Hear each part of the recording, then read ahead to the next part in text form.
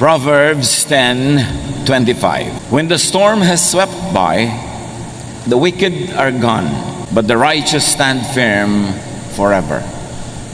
Ang masama daw ay tinatangay ng unos, subalit ang matuwid ay naninindigan ng matibay.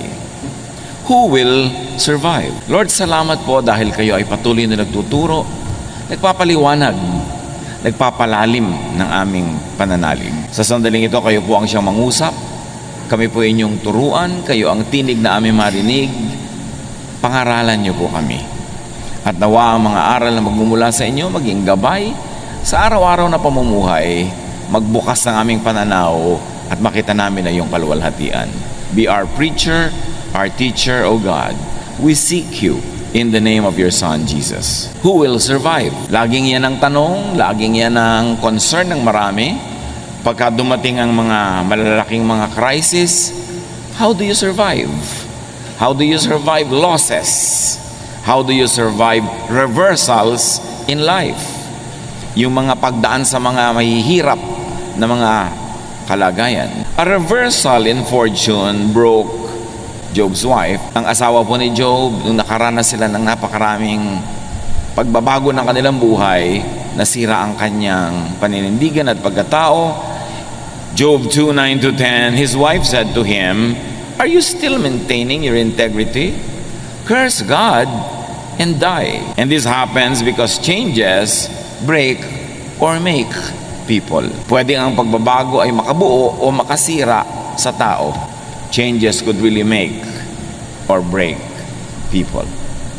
And in this instance, the wife of Job was broken. Meanwhile, the same reversal made Job. Naghirap sila, nakaranas ng mga karamdaman si Job, subalit lalo siyang nabuo. He replied to the wife, "You are talking like a foolish woman. Shall we accept good from God and not trouble?" In all this, Job did not sin in what he said. So changes can break or make people. The wife got broken, Job got and become more whole. Because the same heat that melts the wax hardens the clay. Yung mga pagsubok na dumadaan sa person na one, pwedeng siya ay magiba, meron namang si person 2 lalong tumibay. The same pagsubok. But whatever and however we react, there is something that is sure. Life can be full of changes. Nagbabago ang takbo ng buhay. Hindi ko mo maginhawa ay laging maginhawa, at hindi rin naman ko mo mahirap ay laging mahirap. Hindi dahil laging masaya, puro saya, hindi rin naman puro lungkot. Gumugulo nga, sabi nila, itong wheel ng buhay. At hindi mo alam kung anong pwede mangyari. Pwede ang saya mo ngayon, bukas mas masaya pa. Tapos sa susunod, mas higit pang masaya, o kaya masaya ka ngayon, bukas pa na malungkot. Proverbs 27:1, you do not know what a day may bring. Walang nakakaalam. Hindi mo alam kung gaano kahaba ang buhay. Sabi sa Luke 12:20, but God said to the foolish man, "You fool, tonight you will die. Then who will get what you have stored up?" Puro ka ipon ng ipon, puro ka payaman ng payaman, nalimutan mo ang ibang mahalaga sa buhay. Kung nabawian ka ng buhay ngayon, sino makikinabang sa pinaghirapan mo?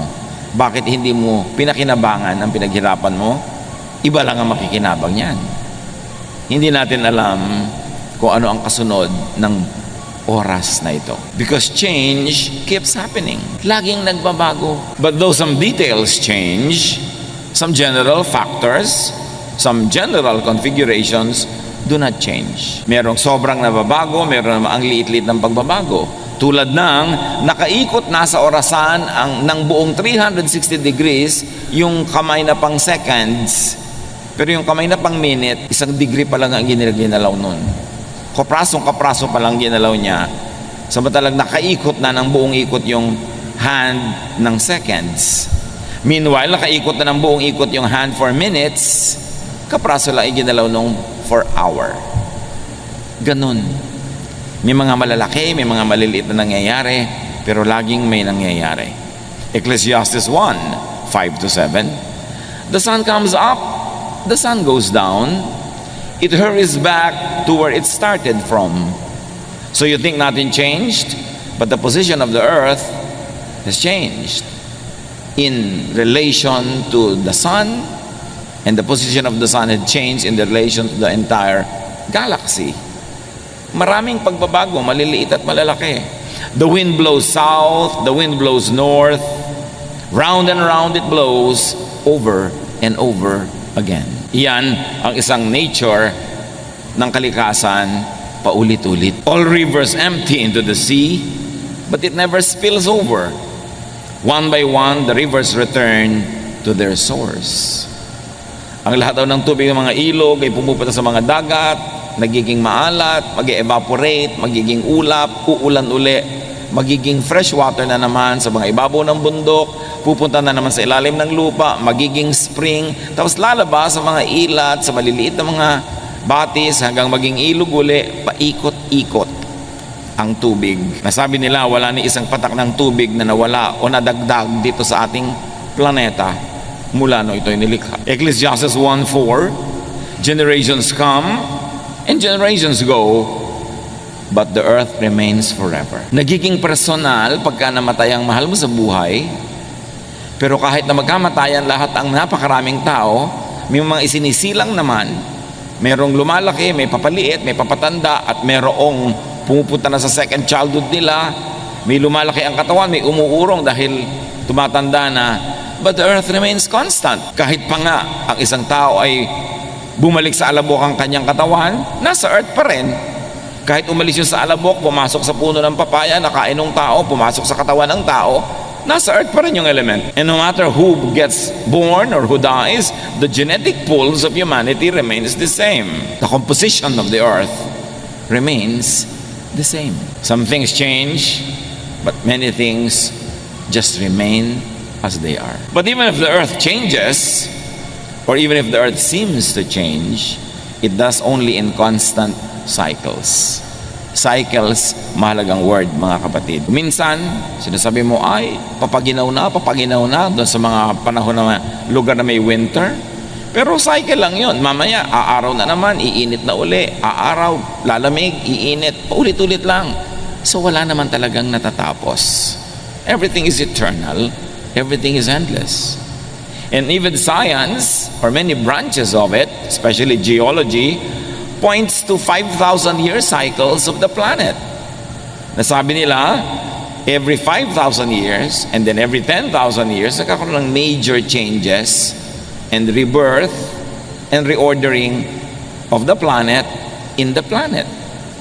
Kaya ngayon, takot na takot tayo sa global warming, natutunaw ang mga yelo. Napakarami nang natunaw noong unang panahon. Kaya nga yung mga sinasawag na land bridges ay lumubog sa tubig noon. Kasi may natunaw na. Bago pa itong ngayon. At nanatili naman ang mundo. Nanatili ang buhay. At kung sakali magkatunawan na uli yan, sinong sasabi na ang kasunod naman ay magpi-freeze uli sila. Sa North and South Pole, paikot-ikot ang buhay. Huwag sobrang matakot yan sa global warming. Let's do what we can to preserve the environment. But many things are beyond our control. Life gets born, life as it is known dies, and that gets reborn. Paikot-ikot, paulit-ulit in cycles.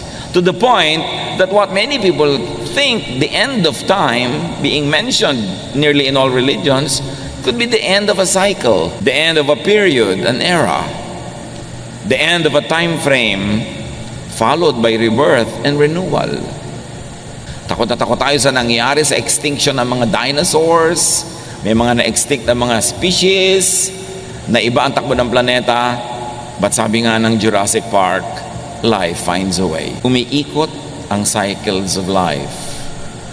Yung kinakatakutan natin na end of time, end of the planet ba yun o talagang end of time? At anong ibig sabihin ng time? Katulad sabi ni Jesus sa Matthew 28:20, I am with you always to the very end of the age. Hindi sinabi ni Jesus to the very end of the planet. Lagi ang interpretation ng mga tao dyan, end of the planet. Wala namang sinabing ganon, to the end of the age. What kind of age? Maybe the age of the temple worship, or the age of the birth of the church, the age of the difficulties that Rome would bring to the people of the world. What kind of age is that? O saan sinasabi ni Jesus, hanggang magsara ang oras, nandun ako. Pero anong oras yon? Kasi pag may nagsarang oras, may nagsisimula uling bagong oras. Tulad nung araw, kasabihan, matulid ka pa sa alas 4. Nagtataka mga tao, ano kayang alas 4 at mabilis ka pa sa alas 4? Kasi nung araw, dyan sa may Metropolitan Theater, sa may post office building, malapit sa Pasig, meron dyang ice plant. At pagpitada ng alas 4, tutunog ang sirena, ang mga tao off na sa trabaho. At yung iba, pagpitada, nandun na sila sa gate, ang bilis silang lumabas pa uwi, kaya sabi mabilis ka pa sa alas 4. Pero nung natapos ang oras ng trabaho sa alas 4, nagsimula naman ang oras ng kanilang private life. So pag may natatapos na oras, may nagsimulang bago. Huwag kang laging matakot sa end of time. Because whenever there's an end, there's a new beginning. 1 Corinthians 10:11, these things happened to them as examples and were written down as warnings for us, on whom the culmination of the ages has come. Kita nyo sa Corinthians, sinasabi, ito isinulat para sa atin, babala sa atin, sa panahon natin, dumating na ang end of time. 2,000 years ago na yan Ibig sabihin, yung end of time na yun, hindi end of all time and of the planet, end of some time that was known to them. A kind of epoch, a kind of era, a kind of period characterized by certain qualities that would end because other qualities would be born. 1 Peter 1:20, he was chosen before the creation of the world, but was revealed in these last times for your sake. So Peter was referring to Jesus. Sinasabi niya, bago pa nilikha ang mundo, siya napili na isusugo. At ngayon, isinugo na ngayong mga huling araw. Again, 2,000 years ago na yung mga huling araw na yon. So yun ay mga huling araw ng ano? Huling araw ng Judaism? Huling araw ng rule ng Rome over Israel? Huling araw ng ano? Pero hindi sinabing kahuli-hulihan ang lahat-lahat ng panahon. Which of course, religion sometimes misreads, misinterprets, and scares everybody with it.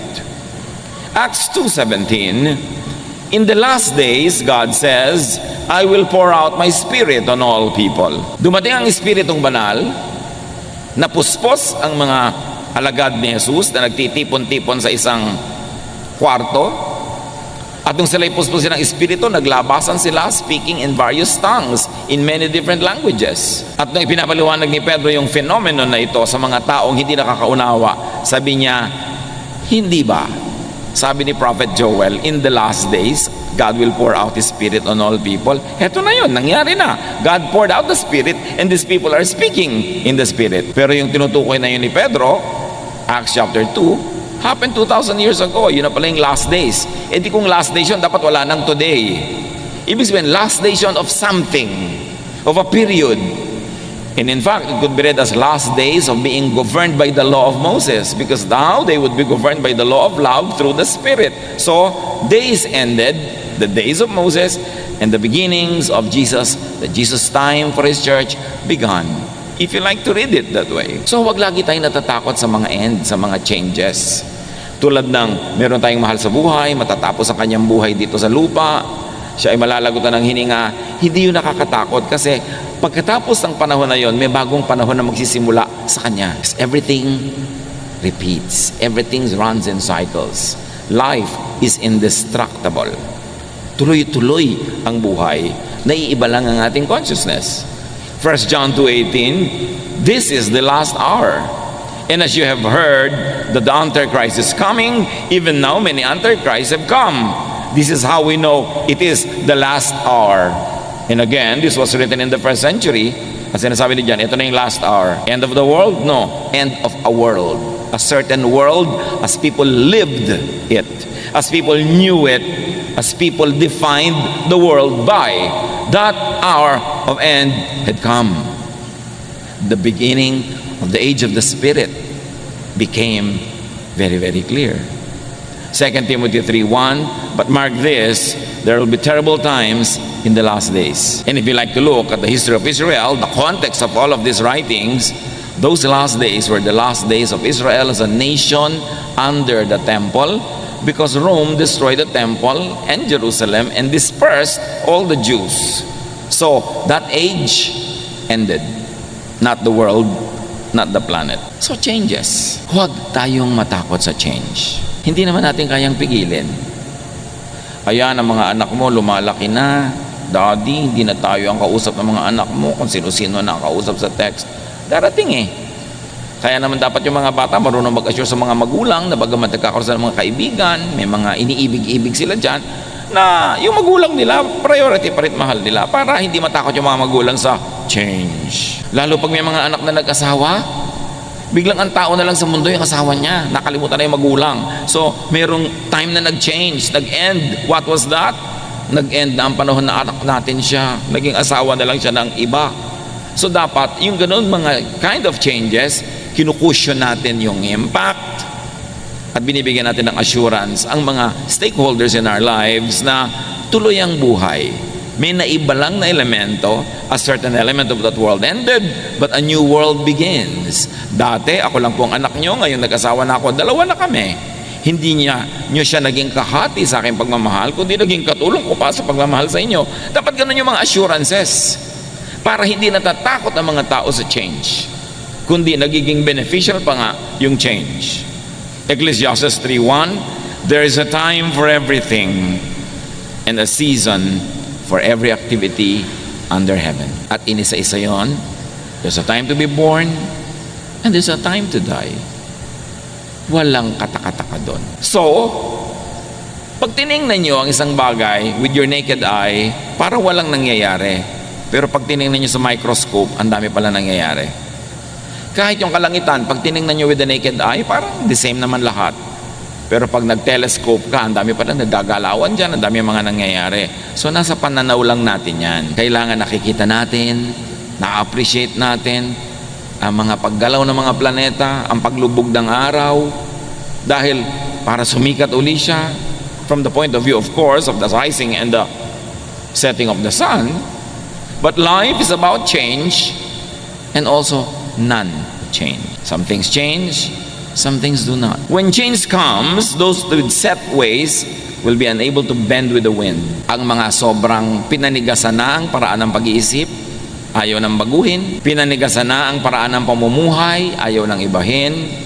Pag dumating ang pagbabagong hindi maiiwasan, hindi sila makayuko sa ihip ng hangin tulad ng kawayan, pwede silang mabali o matumba pag-ihip ng hangin. Kaya matibay ang kawayan, anumang bagyo, yumuyuko lang sa hangin, sumasayaw, pagkatapos ng hangin, tayo uli.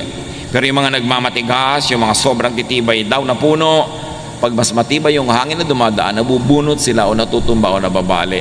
Ganon din ang tao. Pag hindi ka marunong lumaro sa panahon, ikaw ay isang magulang, nag-asawa na ang anak mo, hindi ka marunong sumabay at sumayaw sa panahon, gusto mo everything's the same, makikipag-compete ka pa sa iyong manugang, pwede kang manalo, pero malamang na matalo ka. Kasi hindi ka sumasabay sa ihip ng hangin.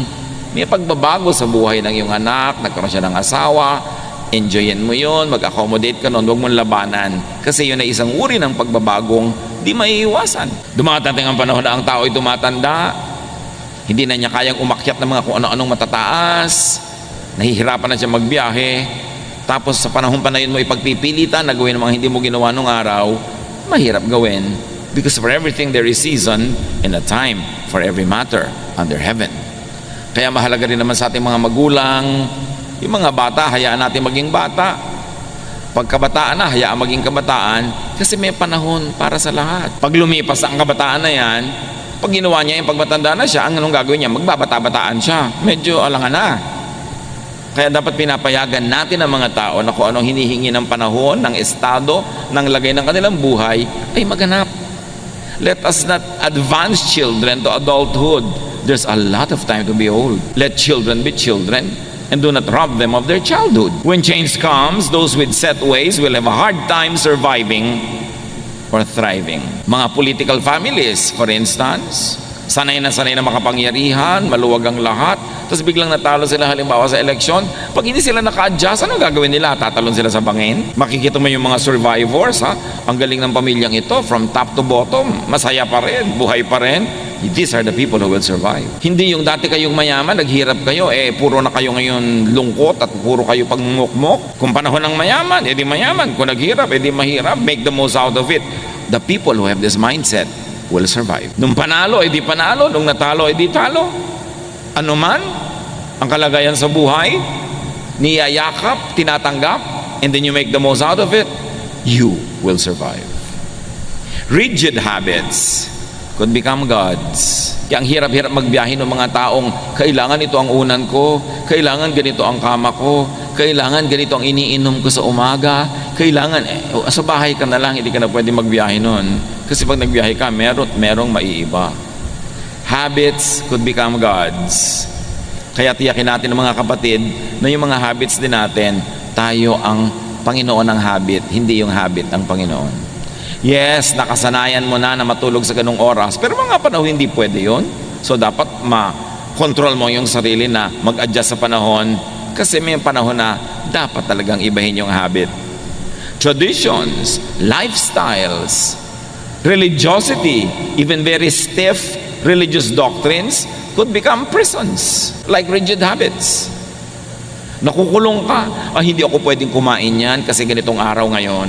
Hindi ako pwedeng kumain yan kasi ganon-ganon. Nakukulong ka, imbes ang dami mong nakakain tuloy, nagkakaroon ka ng limitasyon. Yung mga certain lifestyles na kailangan ganito lamang ang aking kakainin pag umaga, paano kung wala ka sa bahay mo?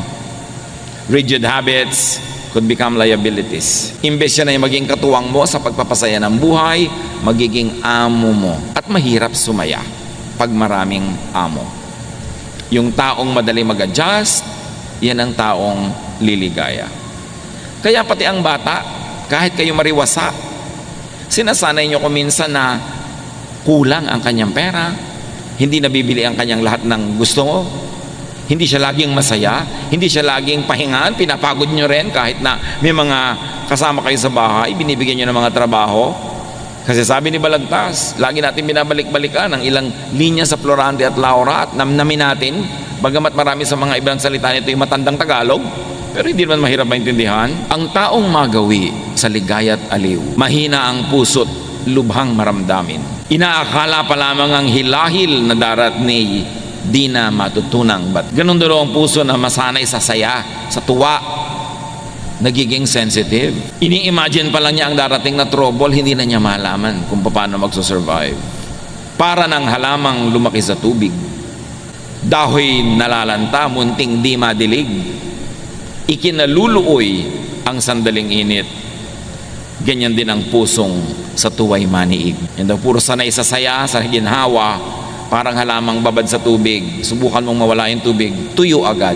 Mabuti pa yung cactus, kahit isang linggo ng tuyo, buhay pa rin. Kasi sobrang nasanay sa ginawa. Sabi nila, ibang-iba na mga bata ngayon. Pero ang totoo, ibang-iba ang mga magulang ngayon. Sobrang magpasunod. Yung tatay at nanay sa umaga, yuyuko na sila sa lupa dahil lalabas ang anak nila sa kwarto. Sambahin ang anak. Napakaraming ganon. Munting kahirapay, mamalaking dala. Dibdib palibhasay, di gawang magbata. Hay bago sa mundo'y walang kisap mata, ang tao'y mayroong sukat ipagdusa. Galing ni Balagtas. Sabi niya, hindi ka sure. Isang kisap mata o kalahating kisap mata pa lang, kalahating kurap mo, pwedeng maiba ang yung fortune, maiba ang yung buhay. Mahal na mahal ng magulang yung anak, yung dalawang mag-asawa, sa isang aksidente, bigla silang namatay sa bahay. Paano natin si spoiled brat? Magulang lang nagtsatsaga sa mga spoiled.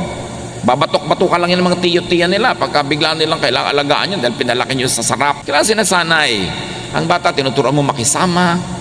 Pag kumakain sa inyong bahay, magligpit ka, o may nalaglag, linisin mo yan. O huwag mong itapon-tapon yung mga sabaw dyan. Kasi oras na kumain sila sa bahay ng iba, lalo yun ang mag-aalaga sa kanila dahil nawala kayo sa mundo, kakainisan niya mga yan, yung mga batang yan, pag hindi sila marunong makisama, pag hindi sila marunong maglinis, pag hindi sila marunong tumulong.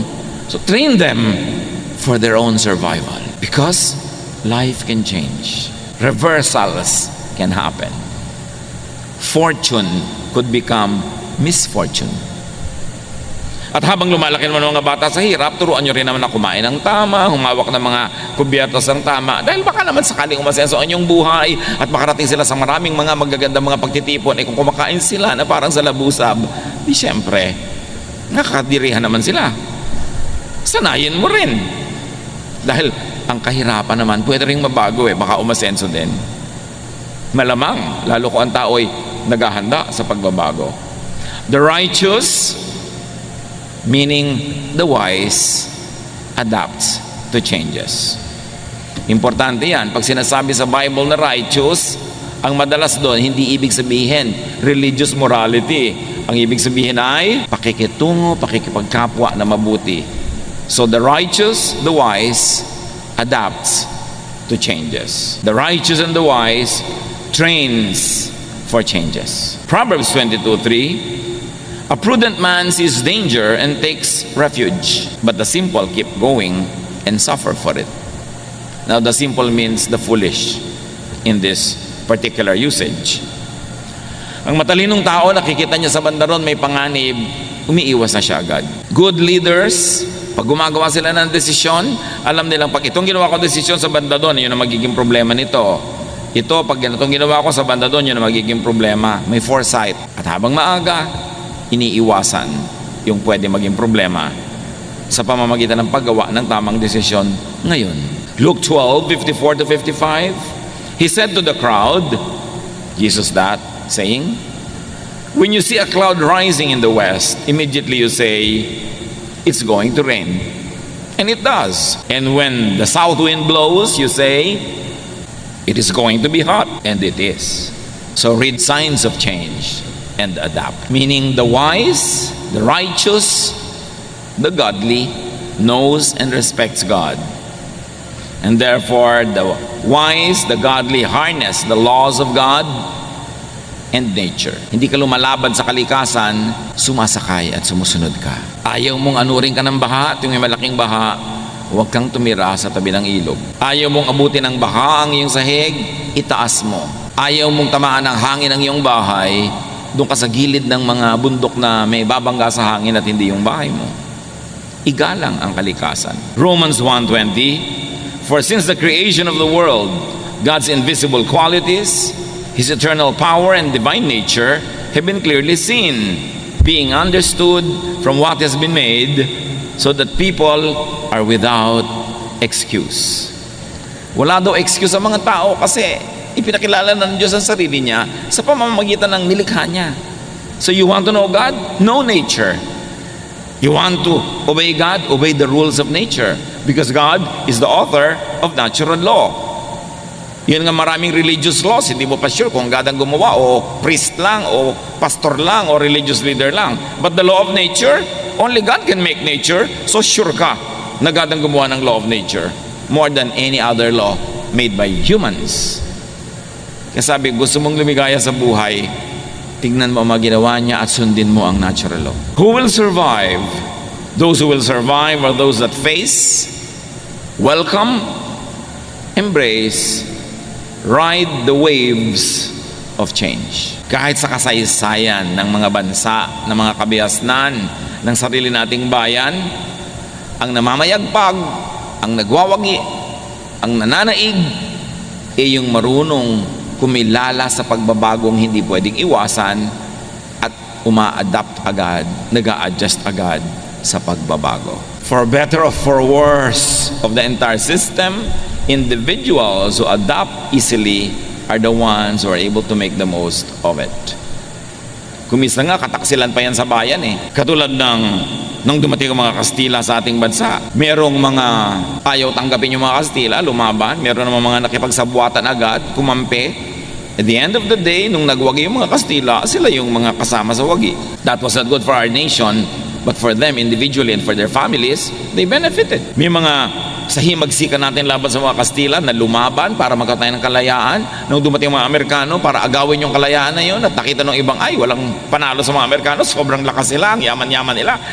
Yung iba kumampi agad sa Amerikano, pinagtak sila ng bayan, pero yung family nila nakinabang. Sila agad tong mga gobernador, sila agad tong mga appointed leaders kasi nakipagsabuatan sila. Ganon din ng panahon ng Hapon. Ngayon, you should let your morality dictate how you would adapt to changes. Maninindigan ka ba para sa tama o kakampi ka agad sa mali dahil lang parang siya yung mananalo? Dapat alam mo lang na yes, maraming pagbabago sa buhay. Ano ngayon ang gagawin mo sa mga pagbabagong ito? Saan ka dapat manindigan? Kaya naman yung mga nagkampihan agad sa Hapon, nung bumalik ang gobyerno ng Pilipinas, nung sinakop muli ng mga Amerikano ang Pilipinas at nakuha uli sa Hapon, sila na naman yung amo o ipinagkukulong naman yung mga kumampi sa Hapon kasi po bago-bago ang mga pangyayari. At pag tinignan nyo ang political landscape, yung mga pinakamabilis magbalibaligtad ng kanilang mga prinsipyo at paniniwala at membership, sila yung madalas wagi. Isa lang yung ibig sabihin nun, hindi sa tama o maling ginagawa nila, kundi yung marunong mag-adapt, yung marunong mag-adjust, yun ang nagsusurvive. The progressive survives more than the conservative. Kasi yung conservative, buong karuman, tikuhan niyang niyayakap yung papaalis na o wala na, habang tinatanggihan niya yung nandyan o yung paparating. So ang mangyayari pag naghari yung paparating, wala siyang hawak, kundi yung lumipas na, natapos na. Those that learn to make the most out of any and every situation will survive. Those that adapt, those that teach themselves to be satisfied with the best that could be available at the moment. Philippians 4:11-13. I am not complaining about having too little. I have learned to be satisfied with whatever I have. I know what it is to be poor or to have plenty. And I have lived under all kinds of conditions. I know what it means to be full or to be hungry, to have much or too little. Christ gives me the strength to face anything. Yan ang sinabi ni Paul. Sa meron at wala, sinisikap kong maging makabuluhan at kung pwede pa'y maging masaya. Pinalalakas ako ni Jesus para harapin ang hindi pwedeng talikuran, tanggapin ang hindi pwedeng tanggihan, hayaang mangyari ang hindi ko kayang ibahin. Ang malulungkot sa buhay, yung lagi ang hinahanap ay wala. Daddy, mag-abroad ka na, wala tayong kapera-pera. Tapos ang nag-abroad, Daddy, miss na kita. Pinag-abroad na Di ba? Tingnan mo na lang yung picture. Total, marami na ngayong paraan para mag-usap kayo. Pero wag mo siyang lagi, I miss you, tuloy uuwi na. Pag umuwi na, ba't umuwi ka na? Enrollment na. Hindi na malaman ng tao kung saan siya pupunta. Meron naman gusto mag-abroad. Pag nasa abroad na, naku, miss ko ang puto bongbong, naku, miss ko ang kametsile, miss ko ang siniguelas. Nag-abroad ka Di kumain ka ng pumpkin, kumain ka na kung ano-ano dyan. Hindi yung nandun ka, ang iniisip mo nandito. Pag uwi mo naman dito, ang init-init naman dito, mabuti pa sa Canada. Yung iba pa, mabuti pa sa Canada. Di ba? So, nandito ka. Pag nandito ka, enjoyin mo dito. Pag nandun ka, enjoyin mo. Hindi yung kung nandun ka, ito iniisip mo. Nandito ka, yun ang iniisip mo. Kahit sa ka pumunta, sala sa init, sala sa lamig, lulungkot ka lang. Dapat kung ano yung katotohanan na hindi mo pwedeng palitan o pinili mo ba nga, tanggapin mo nang sumaya ka. Proverbs 10:25, when the storm has swept by, the wicked are gone, but the righteous stand firm forever. Again, yung wicked dito at yung righteous, hindi moral yon. You could read it in original language and it will accommodate that righteousness here doesn't mean religious morality. It means wisdom. The wise will stand forever, the foolish will be destroyed. And wisdom is being one with time, in unison with creation, with nature, with the season. Kung ano yung panahon, yun ang tanggapin mo at sikapin mong maging masaya. Proverbs 26:13, the sluggard says, there's a lion in the road, a fierce lion roaming the streets. Yung daw tamad, yung mabagal, yung patay-patay, may nakitang leon na nasa kalsada, sabi niya, ay may leon, nakakatakot na leon, pero wala naman siyang ginawa. Tapos lalabas pa siya, nakain siya tuloy ng leon. Dapat may ginagawa ka. Huwag mong tatanggapin ang sitwasyon na gano'n na lang. Huwag mong sasabihin, ganyan lang talaga yan. Kasi pag ganyan lang talaga yan, sinabi mo na, ibig sabihin, wala kang babaguhin. Dapat pag hindi maganda ang sitwasyon, hindi mo sinasabing ganyan lang talaga yan. Ang dapat mong sabihin, dapat hindi ganyan. At may gagawin tayo para maiba yan. Then may iba mo ang iyong buhay. Pero yung naku, wala akong magagawa. Sa salita mo pa lang, nag-decide ka na walang magagawa. Ano pang magagawa mo sa tunay na buhay? Dapat sabihin mo, no, may magagawa tayo para ibahin yan. Para maiba mo ang iyong buhay. Pero pag nagawa mo na ang lahat ng kayang gawin, sagad na, nando na, wala ka nang ibang pwedeng gawin, tanggapin mo na and be happy with it. That's how you will survive. Ecclesiastes 7:10, do not say, why were the old days better than this? It is not wise to ask such questions. Hindi daw mabuting laging nagdadrama na bubuti po nung the good old days, the good old days. Tapos na yon, magpagulong-gulong ka man dyan, hindi na babalik yung days na yan. Ang gawin mong atupagin mo, make these days good. Huwag kang magdramang bukid ka, titingin doon sa tapos na, puro romansa, puro mga sentimiento. Walang mangyayari sa buhay mo. Kailangan, if the days were good, those days, you make these days good also. But stop dramatizing the good old days. Just ride with the times. No, kung nung araw, nung buhay ang atin nyo, ganito, ganon, ngayong wala nang atin nyo, ganito na. Wala na eh. Adjust, adapt. Pag lagi mong inuulit-ulit yan, may inis pa sa iyo mga iba mong anak dahil lagi mo dala sinasabi yung nung nandito ang atin nyo, nung buhay ang nanay nyo, ganyan. Ngayon, wala na nga. Paano? Ano gagawin mo? Adjust. So you will survive. So you will thrive. Ecclesiastes 7:14, when the times are good, you should be cheerful. When the times are bad, think what it means. God makes them both to keep us from knowing what will happen next. Pag daw masaya, magsaya ka. O kung malungkot ka. Pero hindi yung oras ng saya, doon ka naglulungkot. Tapos nagsasaya yung iba, doon ka malungkot. O kaya ang lungkot ng iba, doon ka naman tawa ng tawa. Wala ka sa lugar. Sabi kong masaya, magsaya. Kasi lahat yan, gawa rin ng Diyos. At kung hindi man niya sinadyang gawin, pinayagan niya mangyari dahil sa mga ibang dahilan na maring hindi mo batid, ride ka na lang sa panahon. Kailangan, di ba? Sabi ni Sampaguita, panahon na para magsaya. Kung umabot kayo kay Sampaguita, umabot pa kayo dyan mga anak, di ba? May Google naman, Google nyo. Hindi yung, sabi niya, ayaw ko nang pa-try. Gusto kayo todo bigay. Kasi kung masaya, di sayahan na. Huwag nang pigil-pigilin ang mga sarili. Kasi baka bukas lungkot naman eh. Tapos manghihinayang ka. Tulad ng ang dami ang pagkain, nag-iinarte ka pa, ayaw mong kumain. Pag uwi mo, sayang naman, hindi ko nakain. Sayang, hindi ko nalulun yung buong baka. Kasi hindi mo pa ginawa nung nakahain. Kung ano yung meron sa iyong kamay ngayon, yun ang enjoyin mo. Just make the most of time. Make the most of opportunities. Paano mo haharapin ang mga panahon ng lungkot? Paano ka maghahanda sa mga panahon ng hirap? Habang pwede, magsaya ka. Habang pwede, mag-impok ka. Enjoyin mo ang kariwasaan. Para kung dumating yung kahirapan, your memory will make you go through the difficulty. Yung mga saya na inabot mo, yun ang magiging baon mo sa madidilim, malulungkot na mga araw na darating sa buhay. Kaya yung may opportunity to be happy, take it. Because there will be days of sadness. There will be days when there's nothing you can do but accept it. Psalm 90 verse 12, teach us to number our days that we may gain a heart of wisdom. Turuan niyo po kaming bigyan ng katuturan ang bawat araw na dumadaan sa aming buhay. Huwag masayang ang oras. Matthew 6:34, sabi ni Jesus, therefore do not worry about tomorrow. Tomorrow will worry about itself. Each day has enough trouble of its own. So how do you survive? How do you prevail? Harapin mo lang yung hawak mo ngayon today. Yung bukas naman. Hindi yun pang ngayon. Many people break down because they solve the problems of today and tomorrow they solve it today. No, the grace given to you by God is good only for your problems today. Tomorrow's problem will be accompanied by tomorrow's solutions. Hindi mo dapat paghati-hatiin ng konti mong lakas hanggang sa 3 years pa from now, sinosolve mo na.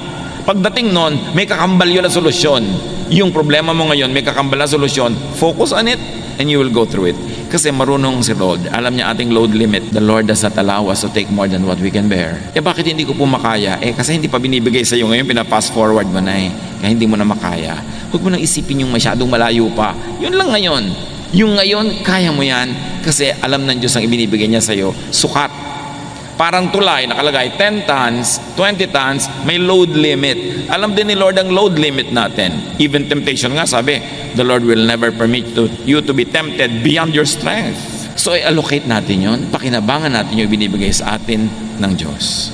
Focus on the task at hand. Tomorrow's needs will be accompanied by tomorrow's provisions. Kaya pati sa prayer, sabi ni Jesus, give us this day our daily bread. Paano po pag nagutom kami 20 years from now? Ang layo pa nun, ano? Yung pagkain niya, tiyan mo ngayon at sikasuin mo. May makakain ka ba ngayon? Meron po. Siya, magsaya ka na ngayon. Bukas mo na isipin yung iba. Hindi ibig sabihin na huwag kang magplano, huwag kang maging good planner sa buhay. Pero plan, but do not worry. Plant so that tomorrow you will harvest, but do not dig today what you plant today to see if it is growing. Leave it alone. Go back to it tomorrow. Lahat may panahon. Face challenges one at a time. That is how you survive. Nakita nyo ang tulay, ang load limit, 10 tons. So pag may dumadaang truck na 10 tons, kaya niya. Pero yung 3 truck na sabay-sabay na dumaan doon, guguho. Kasi hanggang 10 lang eh. Tayo din may limit. So face your challenges one at a time. Huwag niyong pagsabay-sabayin. At ang madalas magpahirap sa atin na nagsasabay-sabay ang problema ay ating guni-guni, ang ating imahinasyon. Pag inisip na natin lahat, sabay-sabay na darating yan, para na tayo magigiba.